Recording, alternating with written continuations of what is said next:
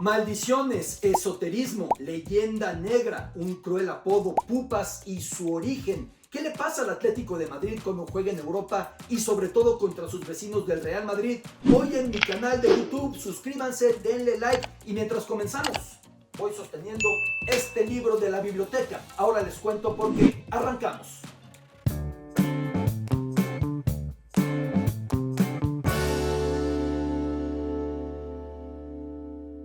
El Atlético de Madrid se mide al Real Madrid en la vuelta de los octavos de la Champions. Para muchos, la zozobra, el infortunio colchonero, viene de las dos finales recientes. La de Lisboa en 2014, Sergio Ramos empatando para los merengues al minuto 93, llevándolo a la prórroga, donde Real Madrid se coronó. 2016 en Milán, la final que se va a penales y el Madrid que se impone. Por ahí el duelo eliminatorio con el gol de Chicharito que termina avanzando el Real Madrid.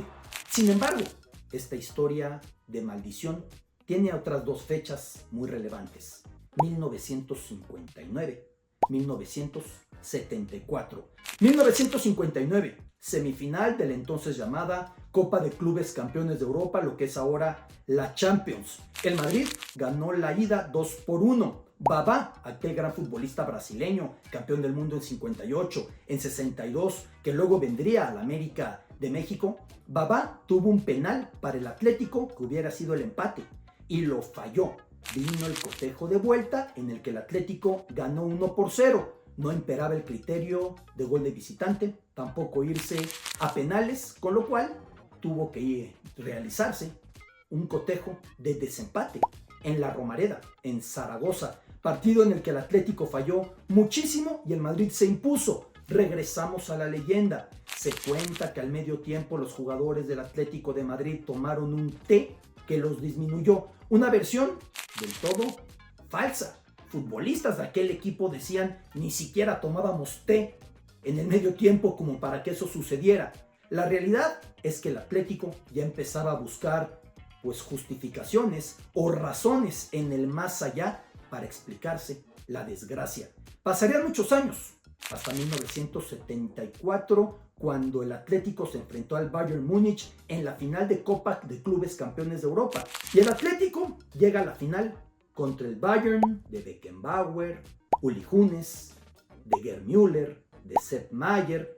El partido se va a prórroga. El Atlético toma la ventaja en ese duelo en el estadio Heysel de Bruselas, ahora conocido como Estadio Rey Balduino. Toma la ventaja con gol del gran Luis Aragonés.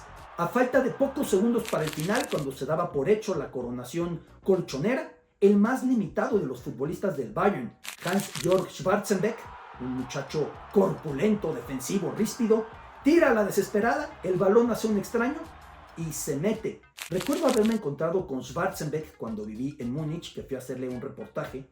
Tenía un puesto de periódicos en un barrio que bien sintetiza el dolor atlético. Barrio bávaro, barrio muniqués llamado Au, dos letras, Au, que suena evidentemente en español a dolor. Y Schwarzenbeck causó ese tremendo dolor al Atlético. Al terminar ese partido, Vicente Calderón, célebre presidente colchonero que luego daría nombre al estadio, declaró: somos el Pupas. ¿Qué es la palabra Pupas? Esto viene del doctor francés Gerard Ecosse, quien trataba heridas y llagas más allá de una parte muy escandalosa, de delirios de persecución, de esoterismo, de metafísica. Ecosse trataba estas heridas y como se le apodaba a este médico, Papus, al paso del tiempo Papus se convirtió en Pupas. Y otro cambio, otra carambola. Las heridas, como son un infortunio, se convirtieron también en la mala suerte. Así que de pronto Papus se hizo Pupas y heridas se convirtió en mala suerte. Y toda persona salada en Madrid era conocida como Pupas. Por eso Vicente Calderón, al salir de ese partido, dijo: somos el Pupas. Ese llanto. Hubo un desempate contra el Bayern, en el que el conjunto bávaro se impuso 4-0. El Bayern ganaría 3 Copas de Clubes Campeones de Europa consecutivas con Beckenbauer al frente, y el Atlético desde entonces se quedaría sin ganarla. Otro tema más allá de la maldición.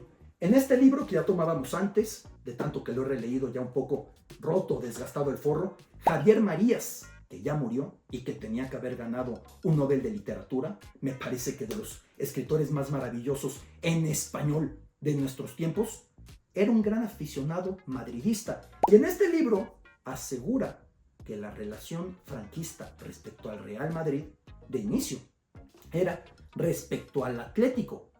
Y esta frase: la gente de izquierdas y la republicana, los derrotados de la guerra civil, preferían al Madrid sobre el Atlético.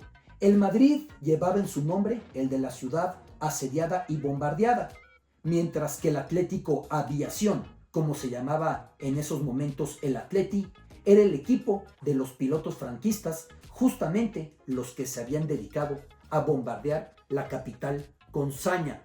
De esa manera, Marías explica lo que sucedió en un inicio, cuando era Atlético Aviación en la Guerra Civil y el Real era el equipo republicano. Como sea, terminada la Guerra Civil, con los éxitos del Madrid de Di Stéfano, el Real Madrid de Santiago Bernabéu se dejó abrazar por la dictadura franquista, se convirtió en su embajador, sin lugar a dudas, en su gran imagen ante el mundo, y cambiarían los roles. Pero Javier Marías aquí explica con muy buenos argumentos cómo el Atlético representaba, de hecho, a las fuerzas franquistas, llamándose Atlético Aviación. Política al margen, fatalismo al margen, nueva oportunidad para los colchoneros de revertir tanta zozobra europea, nueva oportunidad para el Real Madrid de confirmar su indudable hegemonía continental. Gracias por acompañarme en mi canal, suscríbanse, denle like, soy su amigo Alberto Lati.